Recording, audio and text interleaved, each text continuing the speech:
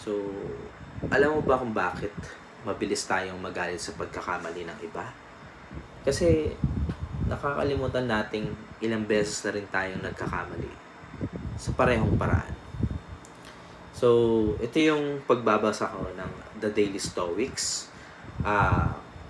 Nasa day 31, August 31 ako, and yung title nun is Consider Your Failings Too. And sabi ni Marcus Aurelius, kapag nainis ka sa pagkakamali ng iba, balikan mo muna yung sarili mong failings or yung pagkakamali, sarili mong mistakes. Naalala mo ba yung time na naging rude ka kasi puyat ka? Or yung nagdesisyon ka kasi based sa maling info? Or yung nadala ka lang ng emosyon? Wala ka namang planong makasakit, pero nagkamali ka pa rin. Same goes with others. Kaya sabi ni Socrates, no one does wrong on purpose. Kasi most of the time, may pinapanggalingan sila. Mostly pagod, pressure, or minsan kulang lang sa knowledge. Instead of labeling them as toxic or enemy, try to see them the way you see yourself.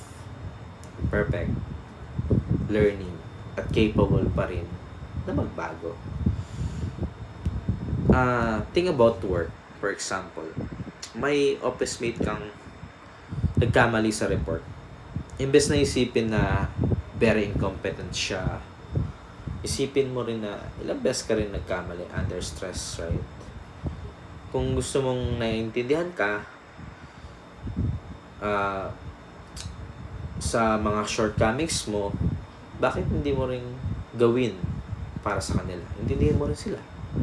So, next time na mainis ka, pause, wait lang, break, ganyan. Ask yourself, kung ako nasa sitwasyon niya, or yun, wouldn't I want forgiveness too? At baka doon mo ma-realize na we all fail and we deserve grace. Yun, September na bukas. Yeah, I'm excited.